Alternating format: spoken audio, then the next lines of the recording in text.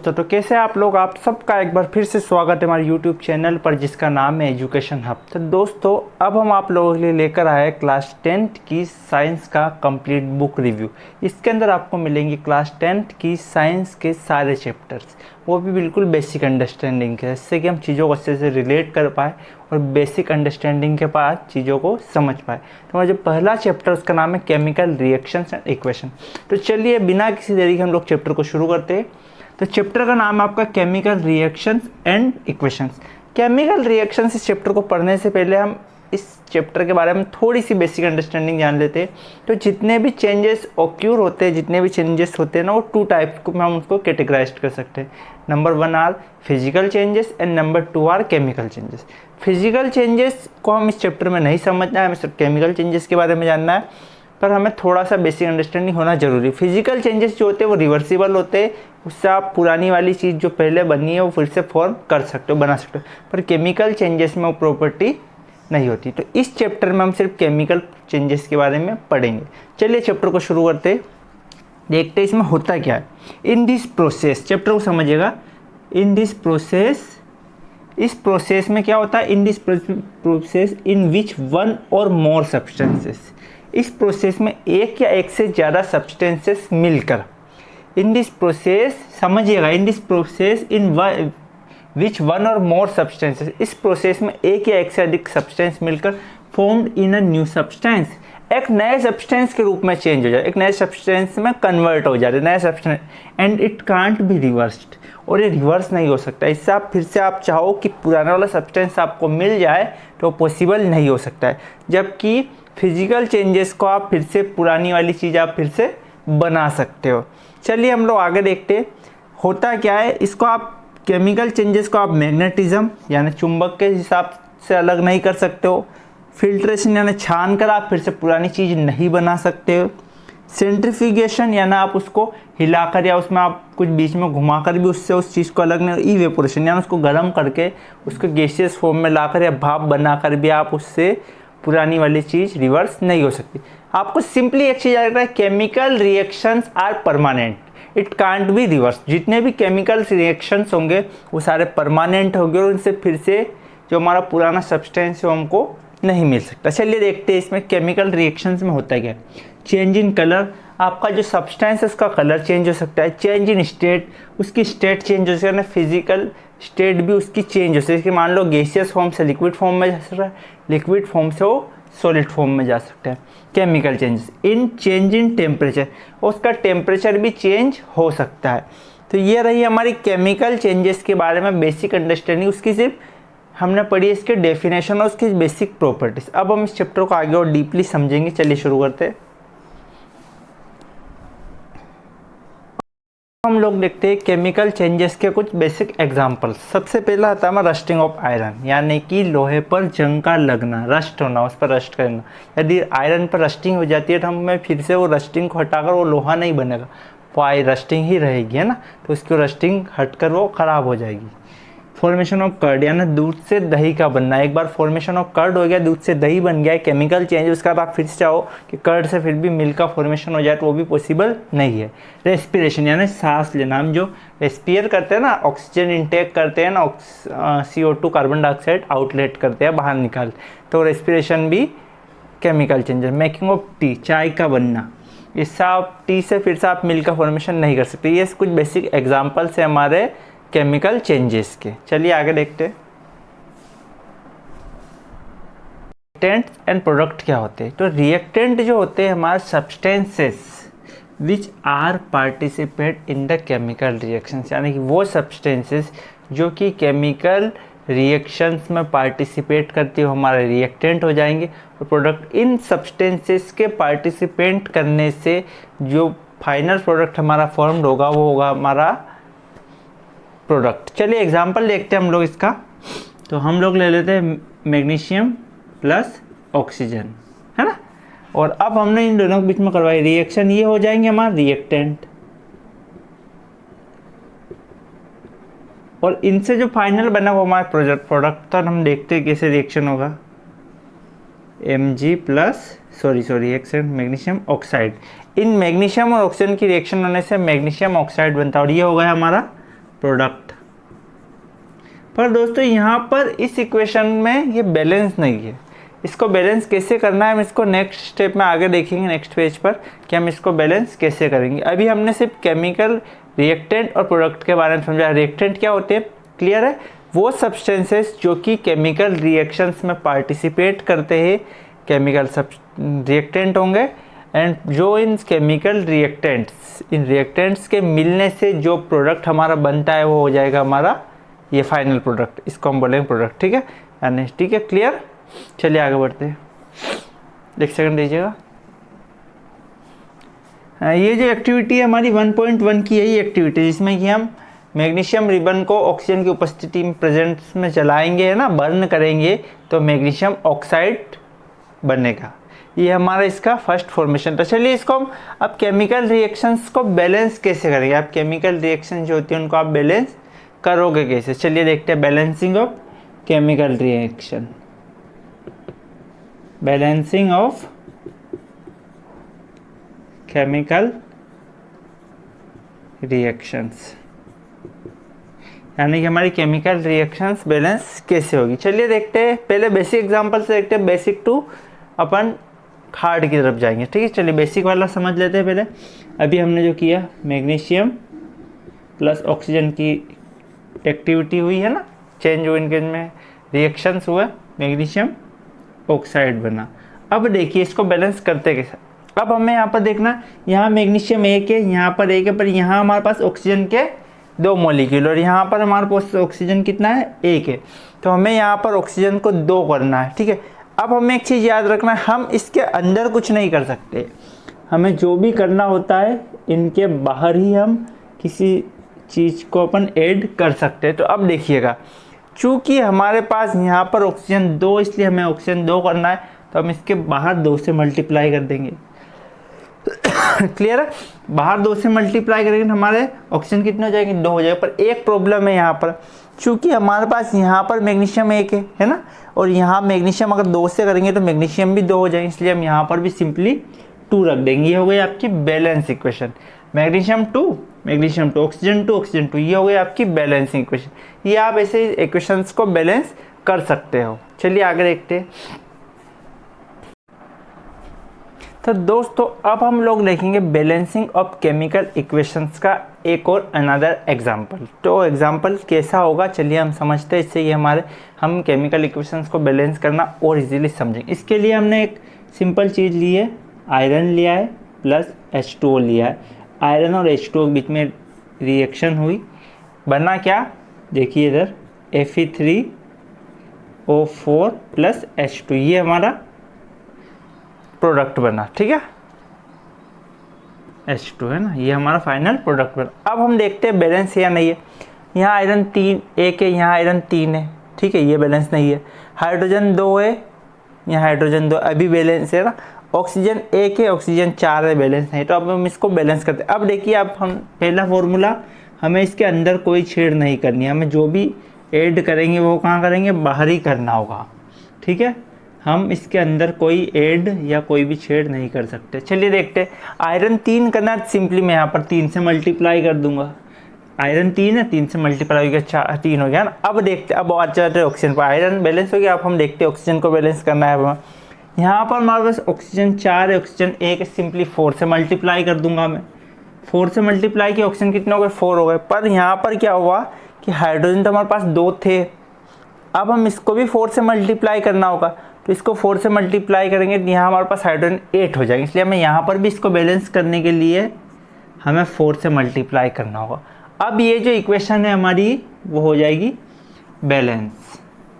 तो हमें क्या करना है, दोनों टाइप की जो रिएक्टेंट और प्रोडक्ट में जो भी पार्टिसिपेट कर रहे हैं, जो भी सब्सटेंसेस, वो रिएक्टेंट में और प्रोडक्ट में इक्वल होंगे, बराबर होंगे, तब जाकर हमारी जो केमिकल इक्वेशन है वो बैलेंस होगी। क्लियर है? चलिए एक चीज़ हम देखते हैं, केमिकल इक्वेशन होती क्या है। अब ये समझेंगे हम कि केमिकल इक्वेशन होती क्या है। चलिए देखते हैं, what is the chemical equations. एक सेकंड दीजिएगा दोस्तों।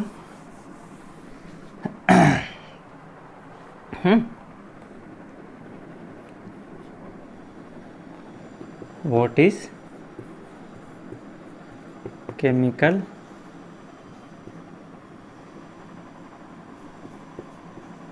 इक्वेशन। तो केमिकल इक्वेशंस क्या होती है, अब हम वो देखते हैं। तो जो केमिकल इक्वेशन होती है ना, देखिए a chemical equation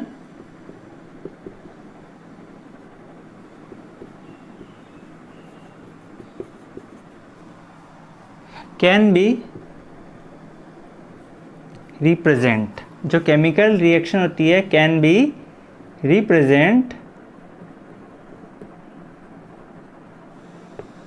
represent by chemical substances.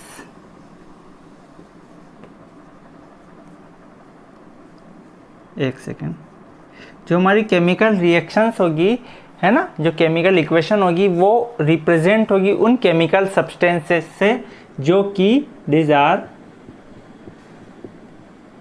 Participate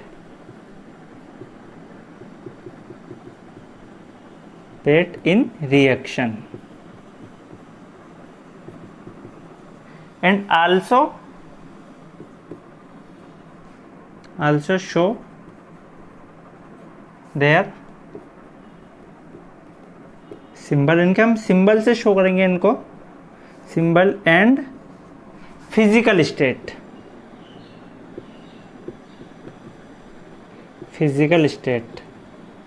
ठीक है। तो केमिकल इक्वेशन क्या होती है, क्लियर है? देखिए एक बार डेफिनेशन में जाता है। अ केमिकल इक्वेशन, जो केमिकल इक्वेशन होती है कैन बी रिप्रेजेंट, जो कि शो होगी, दिखाई, रिप्रेजेंट बाय केमिकल सब्सटेंसेस, उन केमिकल रिप्रेजेंट्स को दिखाएगी, वो उन सब्सटेंसेस को दिखाएगी जो कि उस केमिकल रिएक्शन में पार्टिसिपेट कर रहे हैं। साथ ही हमें उनके सिंबल दिखाने उन सब्सटेंसेस के, और उनकी फिजिकल स्टेट भी लिखना है। चलिए एग्जांपल देख लेते हैं हम लोग, जिससे कि हम और बेसिक चीज़ों को समझ पाए। बिल्कुल एक सिंपल एग्जांपल लेते हैं, Mg वाला ही ले लेते हैं।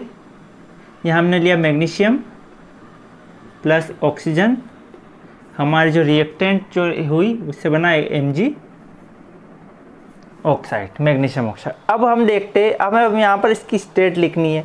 तो हमारा जो मैग्नीशियम है, देखिए इसको हम कैसे करेंगे। मैग्नीशियम, इसकी फिजिकल स्टेट क्या हो गई, सॉलिड है। ऑक्सीजन की गैस है ना, तो हम इसकी फिजिकल स्टेट भी लिख दी हमने, है ना। ये तो हमारा सिंबल, और ये हो गई हमारी फिजिकल स्टेट। मैग्नीशियम सॉलिड होता है, सॉलिड। ऑक्सीजन गैसियस फॉर्म में होता है, जी लिख दिया। और हमारा जो फाइनल प्रोडक्ट बना मैग्नीशियम ऑक्साइड, ये भी होगा सॉलिड, सॉरी। तो ये हमने इसकी लिख दी फिजिकल प्रॉपर्टी। तो केमिकल रिएक्शंस क्या है कि उन सब्सटेंसेस या वो रिएक्टेंट्स इसमें शो होंगे जो कि इस एक्टिविटी में पार्ट कर रहे हैं, और हमारा जो फाइनल प्रोडक्ट होगा वो भी इसमें इंक्लूडेड होगा। इसके अलावा हम इनको सिंबल से शो करेंगे और इनकी फिजिकल स्टेट भी लिखेंगे, वो होगी हमारी केमिकल रिएक्शंस। चलिए आगे देखते हैं। हेलो दोस्तों, तो अब हमें इसमें आगे थोड़ा और समझना है इस चैप्टर में, टाइप्स ऑफ केमिकल चेंजेस, यानी केमिकल चेंजेस किन किन टाइप्स के होते हैं। ये बच रहा है एक टॉपिक, ये है, और एक छोटा सा टॉपिक और बच रहा है इस चैप्टर का। उसके बाद इस चैप्टर हमारा फिनिश हो जाएगा। तो हम टाइप्स ऑफ केमिकल चेंजेस समझते हैं। तो नंबर 1 है कॉम्बिनेशन रिएक्शन। कॉम्बिनेशन रिएक्शन, नाम में ही दिख रहा है कॉम्बिनेशन, यानी मिलना या जुड़ना। तो कॉम्बिनेशन जो रिएक्शन इसमें क्या होता है कि दो या दो से ज़्यादा, है ना, या तो दो हो सकते हैं, उससे ज़्यादा जो भी हमारे कंपोनेंट या रिएक्टेंट है वो मिलकर आपस में एक बाई प्रोडक्ट बनाएंगे। जैसे कि in this change two or more component will make a single byproduct, by product, sorry. तो इसमें क्या होता है कॉम्बिनेशन रिएक्शन में, इसमें क्या होता है इन दिस चेंज, इस चेंज में दो या दो से ज़्यादा, टू और मोर कंपोनेंट, टू या मोर देन कंपोनेंट मिलकर एक single by product banana. Example देखते हैं। एग्जांपल से पहले हमेशा है कि इसे मान लीजिए ए और बी कोई दो कंपोनेंट है, इनकी रिएक्शन हुई, ये हमारा रिएक्टेंट है, इनकी रिएक्शन होने से बाई प्रोडक्ट ए बी बन गया। तो यहाँ पर दो कंपोनेंट थे, इनके मिलने से बाई प्रोडक्ट एक बना। चलिए एग्जांपल देख लेते हैं। कोल का जलना, है ना, कोल का ऑक्सीजन की प्रेजेंट में जलना। कॉल का फॉर्मूला का सी, ऑक्सीजन का फॉर्मूला O2 है ना, इसका ऑक्सीजन के प्रेजेंस में जलना क्या बनेगा, CO2। ठीक है। या एक और एग्जांपल देख सकते हैं हम कि वाटर का बनना, हाइड्रोजन और ऑक्सीजन के मिलने से वाटर का बनना, तो ये बन गया वाटर। तो कॉम्बिनेशन रिएक्शन क्लियर। इसमें सिंपल सी आपको चीज़ याद रखनी है, कॉम्बिनेशन यानी जुड़ना। तो इसमें दो या दो से ज़्यादा जो भी आपके कंपोनेंट वो मिलकर कोई एक बाई प्रोडक्ट बनाए, मीन्स इसमें बाई प्रोडक्ट जो है आपका एक बनेगा, एक सिंगल बाई प्रोडक्ट इसमें डेवलप होगा या बनेगा। चलिए अगला देखते हैं। अगला है हमारा डीकम्पोजिशन रिएक्शन। तो चलिए दोस्तों, अब हम लोग देखते हैं अगला type of chemical change, next type of chemical change, इसका नाम है decomposition reaction.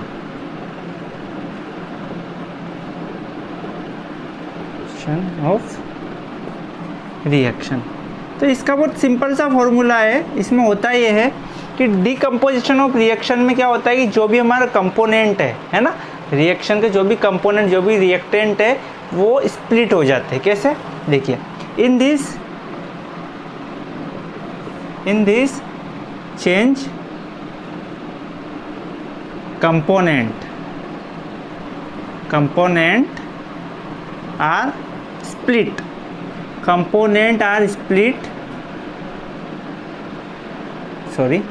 component are split into two or more than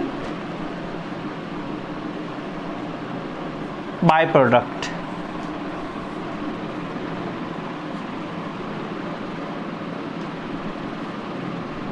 है ना, बाय प्रोडक्ट। एग्जाम्पल देखते हैं इसका। चलिए एग्जाम्पल देख लेते हैं इसका हम लोग। तो हमने क्या किया, कैल्शियम कार्बोनेट CaCO3, ये कैल्शियम कार्बोनेट है, इसकी रिएक्शन करवाई। देखिए कैसे करवाई हमने। कैल्शियम कार्बोनेट जो कि सॉलिड, इसकी रिएक्शन हुई। ठीक है, मान लीजिए हीट की प्रेजेंस में रिएक्शन हुई। ठीक है, तो इससे क्या होगा कि कैल्शियम अलग हो जाएगा और हमारा कार्बोनेट अलग हो जाएगा। तो ये जो हमारा कंपोनेंट है स्प्लिट हो गए। ये देखिए, इसके कंपोनेंट यहाँ पर आकर स्प्लिट हो गए, है ना। तो इसमें होता है सिंपली यही है कि डीकम्पोजिशन रिएक्शन में क्या होगा कि इसमें जो भी कंपोनेंट है वो स्प्लिट हो जाते हैं टू और मोर देन पार्ट्स में। तो ये डीकम्पोजिशन रिएक्शन भी हमारी हो गई। इसके डीकम्पोजिशन रिएक्शन के वैसे तीन पार्ट होते हैं, इलेक्ट्रोलिटिक, थर्मल एंड फोटोलिसिस। उसका भी ये बेसिक यही पार्ट। इलेक्ट्रोलिटिक में क्या होता है कि इलेक्ट्रिसिटी की प्रेजेंस होती है। फोटोलिसिस में रिएक्शन जो होगी तो जब होगी तब सन की प्रेजेंस होगी, है ना, फोटोलिसिस में। और थर्मल रिएक्शन में जब रिएक्शन होगी तो हमारी हीट प्रेजेंस होगी। ये हमारा हो जाता है डीकम्पोजिशन ऑफ रिएक्शन। चलिए अगला देखते हैं। एक मिनट दीजिएगा दोस्तों।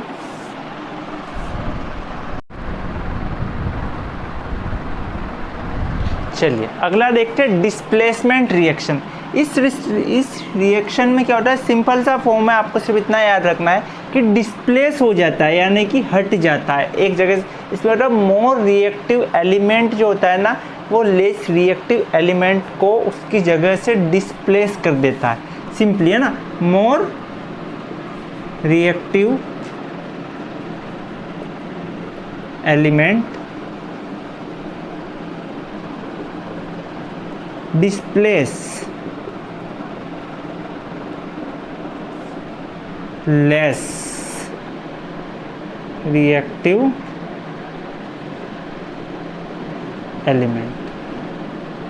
सिंपल सा फॉर्म बस इतना रखना है, जो मोर रिएक्टिव एलिमेंट होगा ना वो लेस रिएक्टिव एलिमेंट को अपनी जगह से डिस्प्लेस कर। चलो एग्जांपल देखते हैं इसका।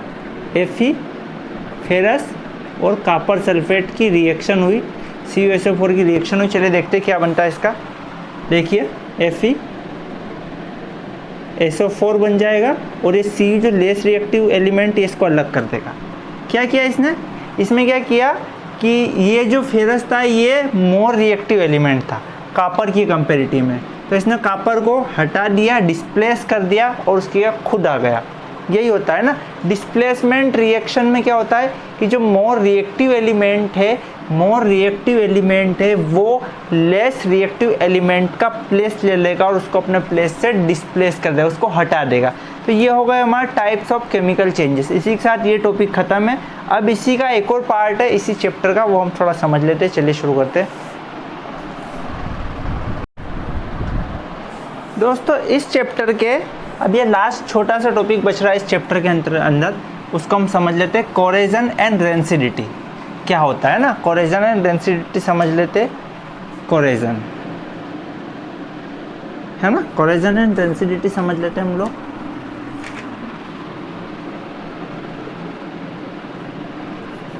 चलिए इधर देखिए, कोरेजन एंड रेंसिडिटी। दोस्तों इस चैप्टर का हमारा जो है अब ये छोटे छोटे दो टॉपिक और बच रहे, एक कोरेजन और दूसरा रेंसिडिटी। अब हम उनको बेसिकली समझ लेते हैं जिससे कि हमारा चैप्टर जो हो जाए वो कंप्लीट हो जाए। तो हम कोरेजन समझ लेते हैं इससे पहले। कोरेजन क्या होता है? अच्छा, कोरेजन जो होता है ना वो जितनी भी मेटल से है ना उन पर लगता है। कैसे लगता है? Air, moisture and water, these are responsible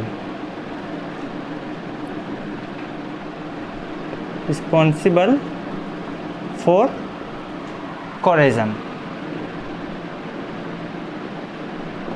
इससे क्या होता है, कोरेजन में क्या होता है, आपके जो भी मेटल एलिमेंट्स हो गए, आपका आयरन हो गया है ना, या आपका गोल्ड हो गया, सिल्वर हो गया है ना, इन पर क्या होगा कि एयर, मॉइस्चर और ये वाटर एक लॉन्ग टर्म में यानी बहुत लंबे टाइम में उसको ये ख़राब कर दे, उसको धीरे धीरे ये उसकी जो रियलिटी या उसकी जो प्योरिटी उसमें लेस लेकर उसको कम कर देते, जिससे कि उसकी शुद्धता में कमी आ जाती है। एग्जांपल देख सकते हैं हम इसका, रस्टिंग ऑफ आयरन इसी का पार्ट है ना। सिल्वर का ब्लैक होना, ब्लैकिंग ऑफ सिल्वर,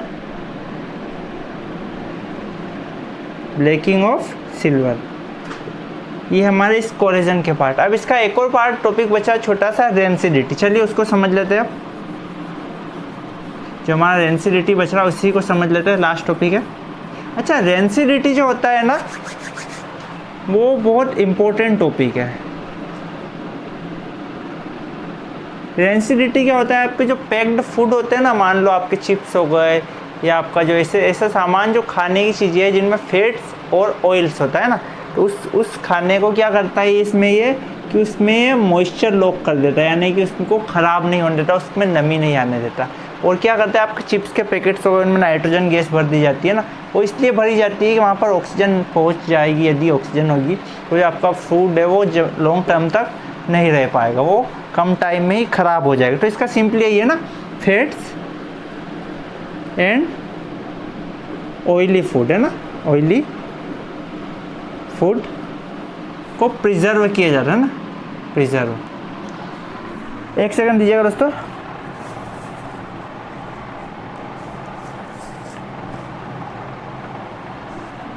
सॉरी गलती हो गई, इसको अपन यहीं पर रोक देते हैं, एडिट कर देंगे। लगा दोस्तों हमारे पास ये छोटा सा टॉपिक और बचा रेंसिडिटी। इसमें क्या होता है, जो आपके फैट्स है, फूड है, जब वो ऑक्सीजन के उसमें आ जाता है, ऑक्सीजन के एरिया में आ जाता है, ऑक्सीजन के संपर्क में आ जाते हैं, जिससे कि वो फूड जो होता है हमारा ख़राब हो जाता है। रेंसिडिटी उस फूड का ख़राब हो। देखते हैं, the oxidation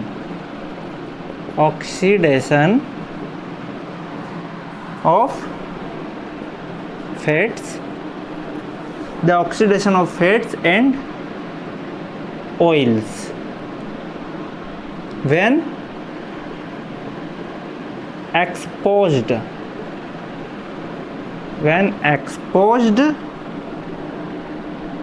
to air is known as rancidity,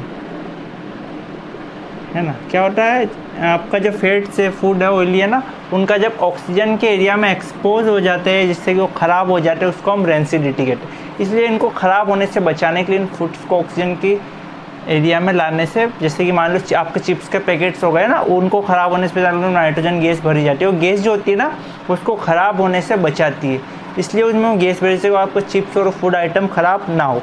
तो इसी के साथ हमारा चैप्टर फिनिश है। तो आप लोगों को अच्छा लगा होगा चैप्टर, तो हमारे चैनल को शेयर, लाइक और सब्सक्राइब करना बिल्कुल ना भूलें। धन्यवाद, थैंक यू।